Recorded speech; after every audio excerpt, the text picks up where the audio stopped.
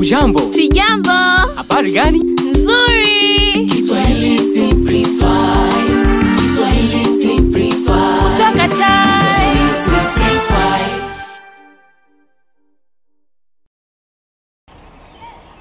Habari ya asubuhi. Salama, nikusaidie nini? Mimi ni mkulima wa mahindi. Nina changamoto katika shamba langu. Una changamoto gani? Majani ya mahindi yanadumaa na kuwa madogo. Mengine hubadilika kuwa na rangi ya zambarau. Sijui tatizo ni nini. Ulitumia mbolea katika hatua za ukuaji wa mahindi? Ndiyo. Nilitumia mbolea ya urea. Ulikosea. Katika hatua za mwanzo, tunashauri ni vyema ukaanza na mbolea zenye phosphorus ili kuepukana na tatizo hilo. Sasa nitafanyaje? Itawezekana kurudisha mmea kwenye hali yake ya kawaida? Ndiyo, inawezekana. Ni magonjwa tu ya kawaida ya mimea.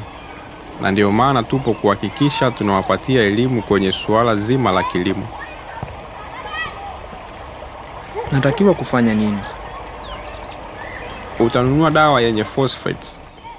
Kisha utaichanganya na maji, utamwagilia katika majani ya mahindi kwa muda wa wiki 2. Oh, sawa. Na kwa siku nitamwagilia dawa mara ngapi? Ni mara 2 tu, asubuhi na jioni. Asante sana. Wacha nikafuate dawa.